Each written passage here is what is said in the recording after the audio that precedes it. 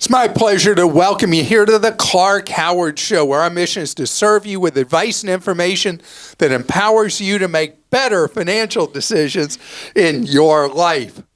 One way I personally get better, because I'm so into the Japanese concept of kaizen, continuous improvement, is in our weekly Clark Stinks segment. I learn where you think I've got it wrong, missed part of the picture, miss some information, or get an incomplete for not being thorough with something. I love it because I always want to get better at what I do, and you help me do it. Something I don't love, and I love at the same time, mixed, is loyalty programs. Because loyalty programs, they may come with the carrot of the rewards, but they almost always come with the stick that you spend more money. I'm going to tell you why that's the way it plays. But right now it's time to find out how much I stink. I should have never encouraged you to speak. You must think I'm pretty stupid. You should be ashamed of yourself. Well, maybe I'm wrong. Maybe I'm wrong. Maybe you're right, pal. What you got, Christa? In response to Dean's question about opening an investing account as a teenager, he asked if he should, quote, invest for the short term or long term. You blabbed on about Gen Z investing earlier in age and completely skipped over the fact that there is no such thing as investing for the short term. Investing for the short term is either called saving or gambling. I know you know this, but would it have been a good opportunity to remind your listeners, Brian? Brian, if I failed to say that, that's something I should always point out, is that when you're looking typically at less than 5 years, you are a saver. When you're looking longer than 5 years, steadily longer than 5 years, more and more you're an investor, and they work completely differently. My son, who's a teenager, thinks that investing for the long term is 24 hours, is he's really into buying and selling things constantly and checking the account and all that. And I'm like, Grant, this isn't really how you're going to make money long term, but he's learning, and he's a smart guy, and he'll also learn the difference between short-term saving, long-term investing. Your answer about the lack of cruise clinic medical coding may stink, like of cruise ship bilge water. Is that how you say it, bilge water? I think so. If I get a medical workup on a cruise, I would demand current procedural terminology, CPT codes, from my insurance company for reimbursement. CPT is international, so it sounds like the cruise industry is stonewalling the customers. Would you check this out and drain the bilge while you're at it, Hal? Hal, thank you. And actually, that's a great point, because there has been so much talk about this that we've had from additional posts from people who got stuck with these big bills their insurance would not pay from going to the infirmary on a cruise ship. So, yeah, that's a great question. I'll see what I can find out. Clark. Why would Social Security need to be cut if more is paid out than comes in? The federal budget is fungible. By your logic, SNAP, foreign aid, all welfare, and military spending on need to go before Social Security. Those items pay nothing. Yet somehow the money is always there for those, and that spending continues to balloon. All else should be cut first, obviously. There simply is no magic reason Social Security must pay its way. You are parroting a line used by both political parties to manipulate and scare voters. Brian. Brian, thank you. You want me to scare you? Let's talk about how unsustainable the federal budget deficit is and the debt we're incurring each year from the unsustainable federal budget deficit. Somehow, the American people today either look the other way or assume there's some magical tooth fairy that's going to fix this. The reality is we're going to have a financial market meltdown where people are going to say, both Americans and people overseas are going to say, we're not going to buy your bonds. We're not going to buy them because how are you going to pay them back? Because we're living a life as a country that makes us weak, that is completely unsustainable. Yes, it is true. I am a deficit hawk. I despise debt. And we are affecting our position of strength in the world and turning from strength to weakness because we are not funding the things we are spending money on. So we have to decide, are we going to do this? And if we're going to do it, how are we going to pay for it? I mean, I get so frustrated. You really hit a hot button with me. I get so frustrated that just 26 years ago, we were trying to figure out what we were going to do to handle the money supply when we paid off our entire remaining federal deficit. That was just 26 years ago. And now we're running these gigantic deficits that we cannot afford.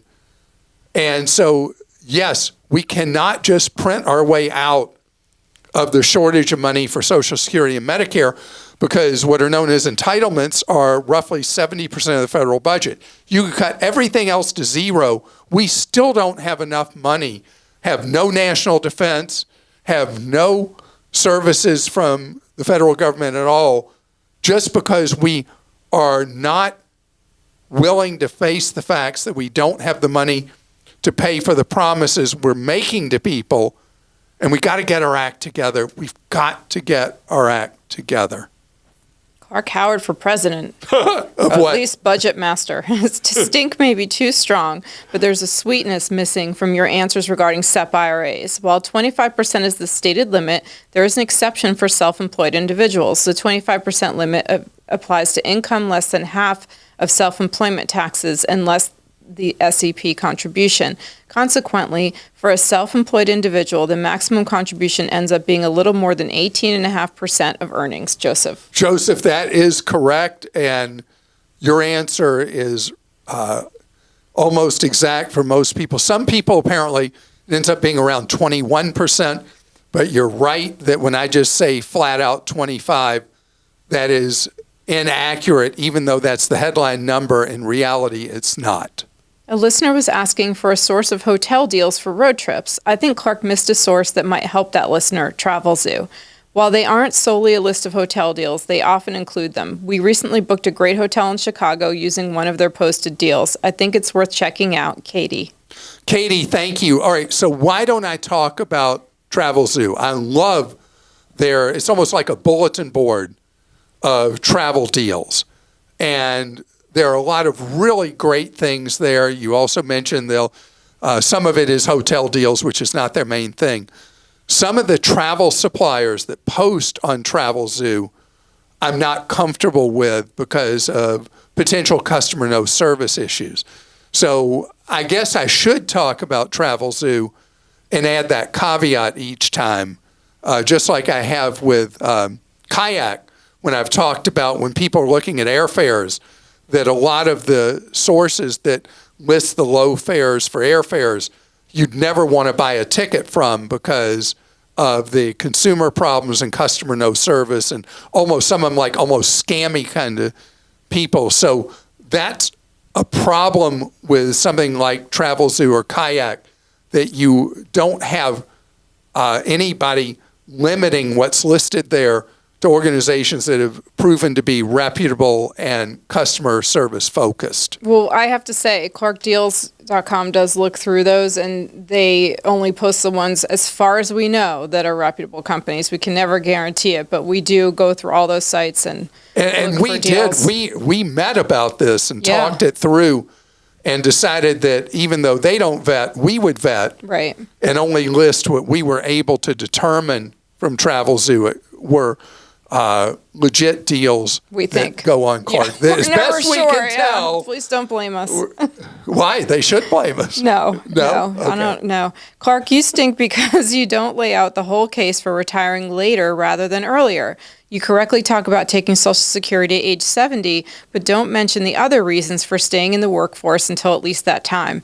One, you and usually your spouse can stay on your employer's medical plan. You don't need to use or pay for Medicare or supplemental plans while still working and covered. You often can keep the benefits such as employer-supplied life and other insurances as well. 2, if you have a traditional 401k or 403b, you can refer required minimum distributions until you stop working. This is important if you work past age 73, which I am doing now as the money continues to grow. And 3, you continue to receive your whole salary, one that has likely grown due to seniority and other payments. 4, you get to remain longer in the social group that includes your colleagues, avoiding the loneliness and boredom of some retirees go through. And 5, you can likely afford to make Roth conversions. These have to remain for 5 years before you can use the money, and starting at, or hopefully before age 65, would make you eligible to use the money starting at 70. In my case, doing 9 years of structured Roth conversions will save me over $1 million in taxes in my life. 6, you can continue putting money aside into employer-sponsored plans, and payroll deductions into Roth accounts, especially are great as we age. Even for middle-class workers like me, retiring later can make a big difference, and I'm grateful to have not needed Social Security before age 70 due to this decision. I admit to having the blessing of a job that is fulfilling and enjoying good health. I enjoy your show, by the way, and listen to it over breakfast every day. Michael. Michael, thank you. That was a very thoughtful post, and I want to give you a response to that. Jonathan Clements, and we post some of his brilliant writing on our website, and he has his own newsletter called Humble Dollar. And I were talking about a column he wrote about why it's so important to wait to age 70 to receive Social Security. And he and I were talking about how some of the angriest posts we ever got on Clark Stinks towards me, and the anger he got, he said was the most anger he'd ever received on a column, which is the opposite of what you're talking about, Michael, is that people get very, very upset. And he said something he realized from a lot of the angry comments he got is a lot of people absolutely hate the job they have. And they're counting the days, hours, minutes, seconds till they're not there anymore. And the idea of telling somebody to keep working like you're talking about, Michael, I keep working when they cannot stand working and they can't wait to leave. I mean, this is the key perspective. I work because I love it, not for money. Michael works because of the combination of enjoying the work he does, the engagement with other people, and the financial benefits of continuing to work. So this is the dividing line, is if you really, really hate what you do, you're going to retire as soon as financially you can. And then there are crazy people like Michael and me who love to work. All right. Your evaluation of supermarkets stinks. Walmart is tops. I'm a Walmart Plus member. I can return items from my home via FedEx for free. I've ordered my groceries weekly delivered to my house, even to my kitchen, for over a year, and they have never made a mistake. Their prices are consistently lower than any supermarket here other than Aldi, and selections are expansive. If my local Walmart is out of stock of a non-perishable item when I order, they ship it to me free, and it arrives within 2 days. For an example, on prices, Walmart prepared salads are $2.97. The same salads at two of my local supermarkets are $5.50. Do you know about their emails? Do you know about Walmart Business and Bulk? Judy. Judy, I am a Walmart Plus member. And I've done a lot of Walmart grocery. I don't do delivery. I've done the pickup, curbside pickup of groceries. I mean, I know you save a lot of money. What I've talked about is, and I love Aldi, I've already been there once this week, is that when you look at the customer satisfaction, the American Customer Satisfaction Index, other surveys, Walmart does not rank well in those surveys. The prices, absolutely great. The public perception, not so great.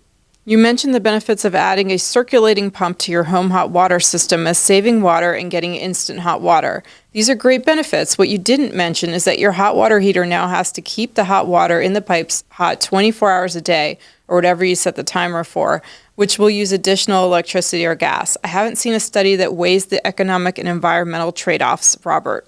Yeah, I haven't either, Robert. And, when I talked about that, I kept hearing from people, what about getting a tankless? Get a tankless. You're going to have hot water all the time. Get a tankless. And that is an alternative as well. You ever had a tankless in a house? I have one, yeah. And so you got forever hot water, all you want. How long does it wait? Does it take you? Do you wait when you turn on the shower till the first hot water gets to you? It's in the basement, and my floor's on like 2 floors up, and so it takes a few minutes before it gets warm. Oh, it does? So you are wasting a lot of water. I guess I am. Yeah. Okay. Another one put on the list to fix. Clark, you stink worse than a rotten apple covered in battery acid. You recently commented that Apple was being cruel and not supporting full resolution images for texting. Apple downgrades non-iMessage communications to MMS, which is an ancient protocol, after Google flip-flopped and made something like 8 different messaging apps. They eventually got the industry to slowly support RCS, which supports full resolution images. It's still not even supported on all Android phones or carriers. Apple is late to the game here, but you painted Apple as being able to do this forever, and that is simply not true. At the end, you called having an iPhone part of the collective. I've always suspected you have a bias against Apple, but now I can tell it's explicit. John, this is all in good fun, actually. My family is all Apple all the time, everything. Apple Watches, MacBooks, iPhones. I mean, my son wants one of these. What's the new Apple headgear thing called? I don't know. One of his friends has this Apple headgear thing he's all excited about. It's like a virtual reality headset kind of thing or something. I don't understand those. Anyway, I don't like Apple's walled garden because I think it was a marketing thing, not a technical thing. That they were doing it as a way to get customers into their world. And as I just saw an article that was funny, it's really easy to leave Apple for Android, except it went on with all the problems you have going from Apple to Android that you don't have from Android to Apple. And I think that's by design by Apple, and I don't think it's for altruistic reasons. Apple is a brilliant company. The original iPhone was a breakthrough after Microsoft tried year after year after year to develop a screen-based smartphone and kept falling on their faces with it. So hard to use, nobody could do it. The genius of Steve Jobs was he made it something that anybody could pick up and instantly be able to use, which is fantastic. And so Apple is a wonderful company. I don't like some of their practices. So would you say you have an explicit bias? Explicit bias against Apple? I don't know. Do you think I do? Uh-huh. Oh, okay, I guess I do. So Christa has now spoken, John, and validated what you've said.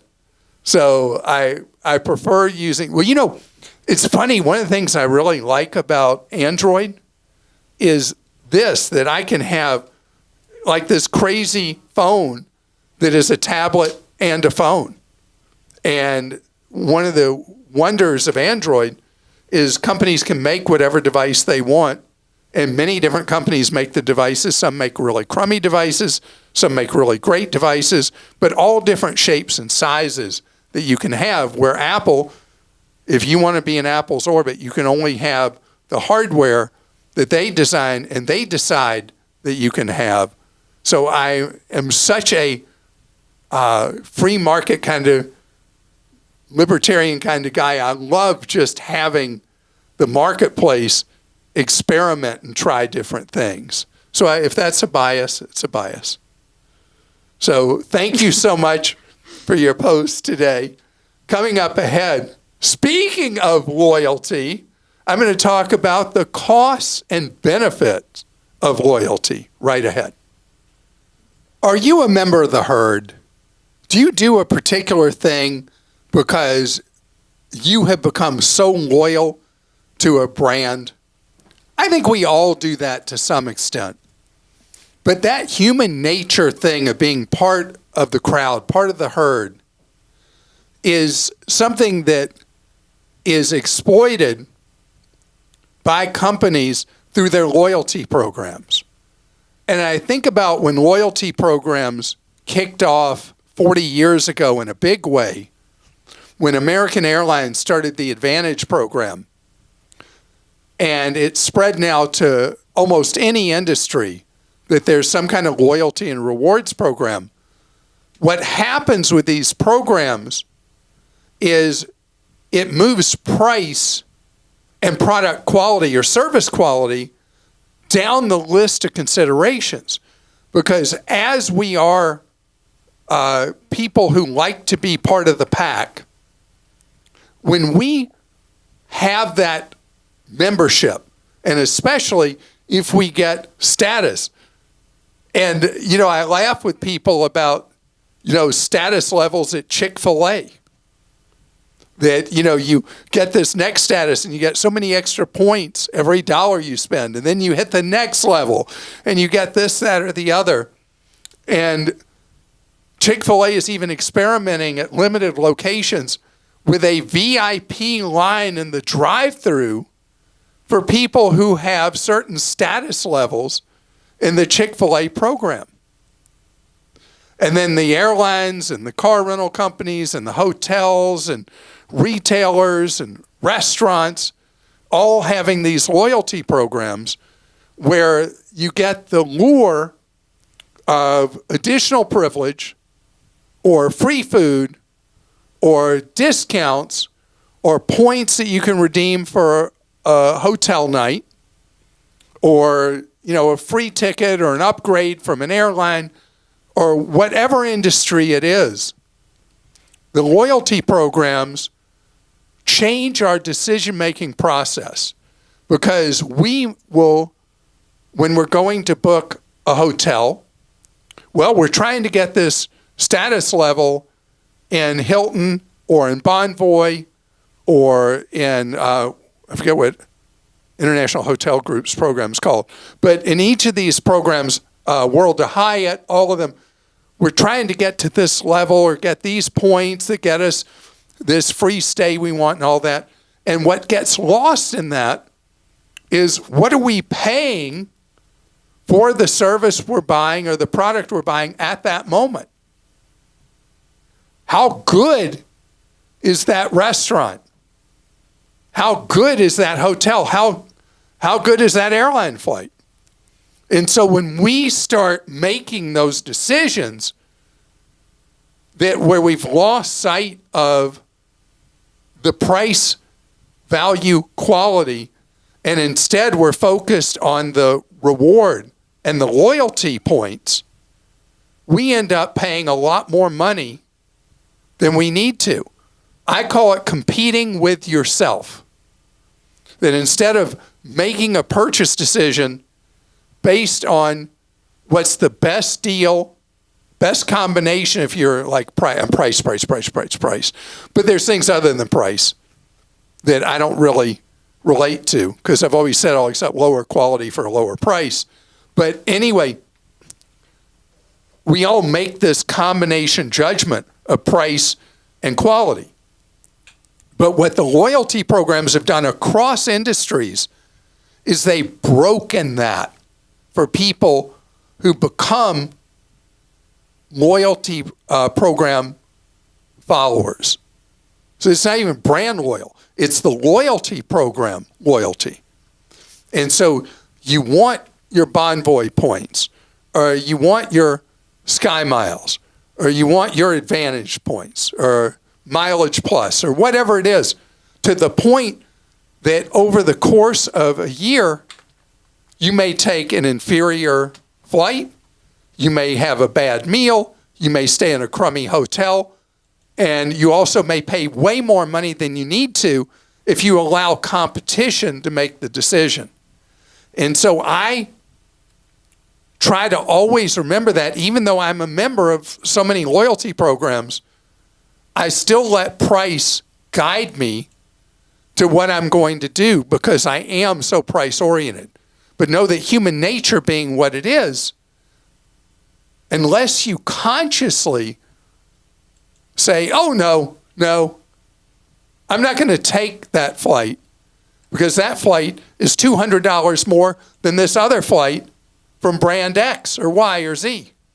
Instead of the airline I'm trying to climb that status ladder. There'll be plenty of times that the combination of price and all that will be fine on that company you're on the treadmill of. But when the price gap is large enough, you should really pay attention to it. Now, I know with the travel stuff, a lot of people work for big corporations and the company's paying and you're getting the benefit and you don't care about the cost benefit. When I was in the travel agency business, I had a plan I proposed to companies that had multiple steps, but the idea was that if the employer would share the savings with an employee for going on the more affordable option, the company and the employee would split the money. And companies that would take me up on that, their costs for travel went way down because it attacked that corporate thing, well, the company's paying, and lowered the expenses, and both the employee benefited and the company benefited. And so that's my thing, is trying to get, if it's your money that's on the line, remember that loyalty program is designed from the ground up to get you to spend more money than you would spend otherwise. It's your money. When it is your money, you decide. Andy in Arizona says, in a recent podcast, there was a debate about a Toyota Sienna and Honda Odyssey van. I spoke to my trusted independent mechanic, and he votes for the Sienna. He says the Odyssey uses the same engine designed for the Accord, so this engine is moving almost twice the weight that it was designed for. He has a Sienna he has the Sienna customer who has 400,000 miles on their van. In the end, both vans are exceptional choices. In the snow belt, salt will eat the body way before the powertrain failure. Here in Arizona, with the dry heat, the body will survive 400K miles and beyond with routine maintenance. You know, we've had, this is funny because the Sienna Odyssey thing has come up 3 times recently on the podcast. It's an area of, I guess, big debate with people. Consumer Reports says that everybody on this Sienna and Odyssey debate is missing the best choice, which is the Kia Carnival. And Kia makes a minivan? You want me to drive a Kia? Go test drive one, because Consumer Reports gives it a much higher rating than both the Sienna and the Odyssey on predicted reliability. Interestingly enough, on predicted reliability, they show the Sienna and the Honda Odyssey neck and neck. So between those two, Consumer Reports says, pick whichever one you like better. But Consumer Reports would have you do something that's not even what they call your car funnel. Like people have a funnel and I buy Buicks, or I buy Ford trucks, or I buy this or that or the other. And they call that the funnel. And it might involve more than one brand, like in this case, we're talking about Honda and Toyota. And Consumer Reports would say, with the van space, definitely bring one other into your funnel, the Kia Carnival, go test drive it, look at it, check it out. And then between the Sienna and the Odyssey, it's a pick'em. The one big advantage of the Sienna, the new Siennas get far better fuel economy than the Honda Odysseys. Richard in Tennessee says, I just paid off my 2018 Chevy Silverado with 75,000 miles. According to pricing guides, I can get around $20,000 to $24,000 on a trade-in or private sale. That's fantastic. My work provides me with a $500 cash car allowance in addition to my salary. Should I continue to pocket this cash in my high-yield savings account for a couple of years, or trade in now for a newer used car and put my car allowance toward the new payment? I acknowledge this carries some risk, but I'm happy where I'm at and my company is stable. So, Richard, really, it's not about that. It's about the question of your Silverado. If your Silverado is 6 years old, has about a normal number of miles for a 6-year-old vehicle at 75,000, it's got a lot of life in front of it. If it's been reliable, you enjoy driving it, I would keep driving it, because even though it's still worth $20,000 to $24,000 by your checking, it's already suffered most of the depreciation curve it's going to have. And from here, the value goes down very little each year. You avoid a monthly payment. You avoid all that if you continue to drive it. Just think, you said you just paid it off. So my preference is now you're driving basically for free. You're pocketing all that car allowance. And so I would only dump it if you hate it or it's at the point where you're really worried about reliability. Because today on cars, 75,000 miles makes it a baby. I mean, it's not even an awkward adolescent yet. It's 75,000 miles. So I would, unless it's a lifestyle choice that you want a newer to you used vehicle, I'd keep driving it. Okay, I was just looking at Consumer Reports to say the reliability doesn't look very great on that year. The reliability score is a 26. Absolutely atrocious. 26 out of 100. What was that van called? The Carnival? That we were just the talking Kia about? Carnival. Carnival was like an 80-something, and the Silverado is a 26. There are 3 active recalls on it right now. Oops.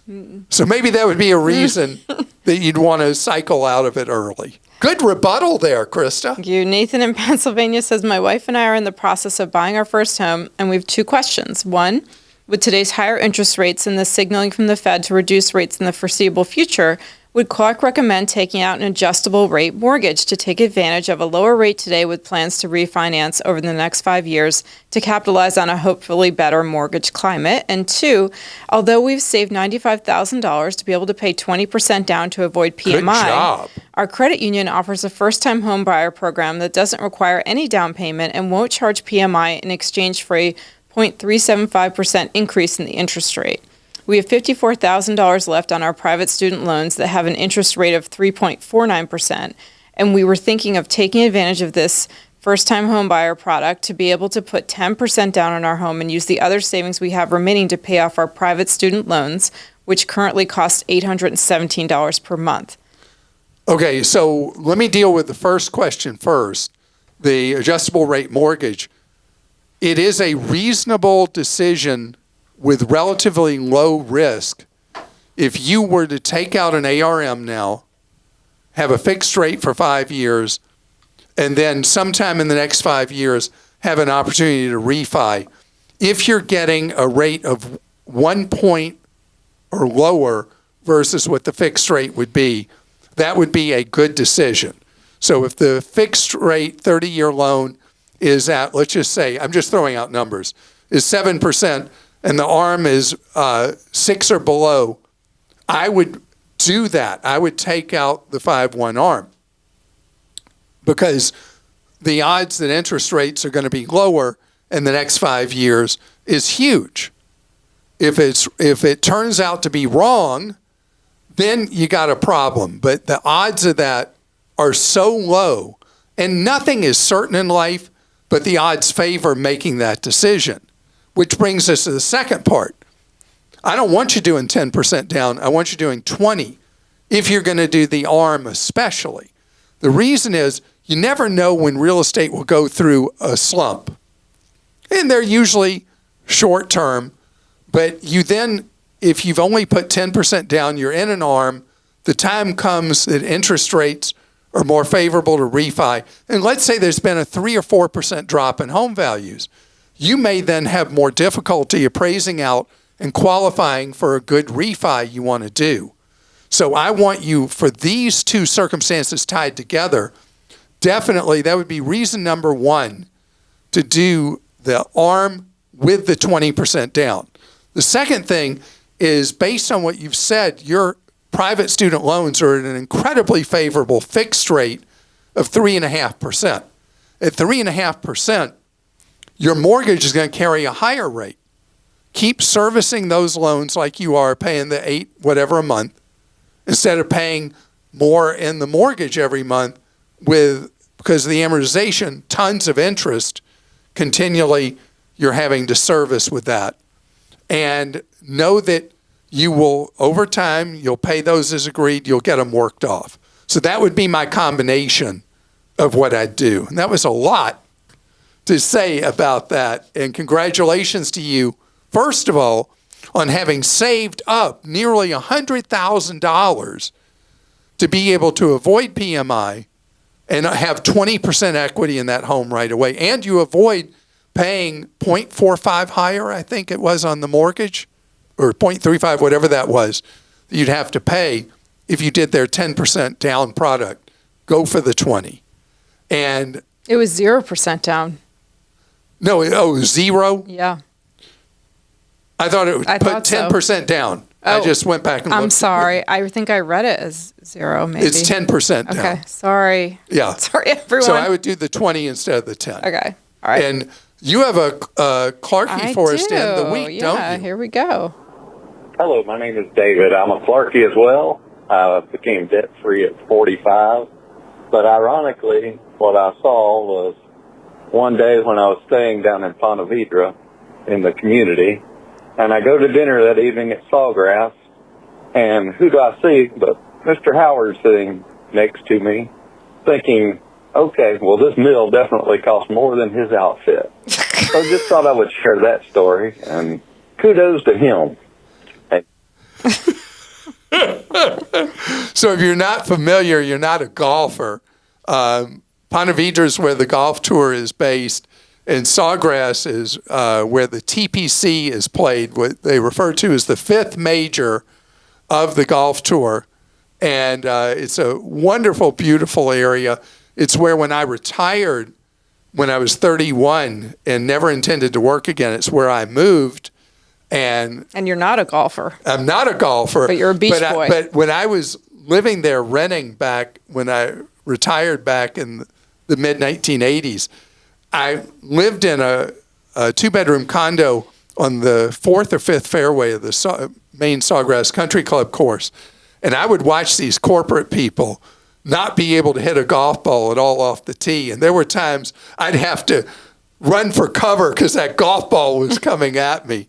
But I love being there and eating at Sawgrass. I wonder who I would have been with. Maybe your brother was in town. No, I was never a member of Sawgrass Country Club. So I was somebody's You're guest someone's guest, yeah. eating there. But it is a beautiful, beautiful part of the country and a place that I love.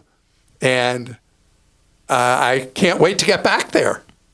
So have a great, great, great weekend. Know that we serve you, Clark.com and ClarkDeals.com, all weekend long with information you can use and you can trust at Clark.com, deals you can trust at ClarkDeals.com. Have a great weekend. We'll see you Monday. I started to say at old radio Monday, thing. yeah. At so-and-so time. We'll see you Monday on your schedule. That's what I love about podcasts.